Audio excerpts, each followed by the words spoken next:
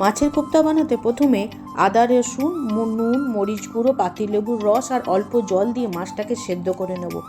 কড়াইতে জলটা শুকিয়ে নেব। এবার মাছের কাঁটা বেছে নিয়ে তাতে গ্রেট করা সেদ্ধ আলু, পেঁয়াজ কুচি, কাঁচা লঙ্কা কুচি, ধনেপাতা কুচি, নুন, লঙ্কা গুঁড়ো, ভাজা ধনে জিরে গুঁড়ো, আদা রসুন বাটা দিয়ে খানিকক্ষণ মেখে তারপর গ্রেট করা চিজ, কর্নফ্লাওয়ার, ডিম দিয়ে একবারে ভালো করে মেখে নেব।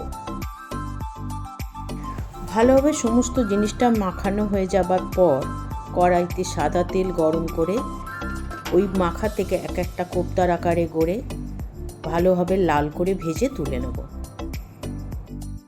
সমস্ত কোপ্তাগুলো ভাজা হয়ে যাবার পর ওই তেলেতে পেঁয়াজ কুচি, আদা রসুন বাটা, টমেটো কুচি দিয়ে একটু নেড়ে নিয়ে নুন, হলুদ গুঁড়ো, ঝাল লঙ্কার গুঁড়ো, কাশ্মীরি লঙ্কার গুঁড়ো দিয়ে সামান্য জল দিয়ে কষতে থাকবো। ভালো করে সমস্ত জিনিসটা কষা হয়ে যাবার পর ওতে চিনি, গরম মশলা গুঁড়ো, কস্তুরি মেথি গুঁড়ো দিয়ে এবার 1 চামচে ঘি দিয়ে দেবো। এবার একে একে কোপ্তাগুলো ওর মধ্যে দিয়ে দেবো, দিয়ে ফুটতে দেবো। সবশেষে দিয়ে দেবো ধনেপাতা।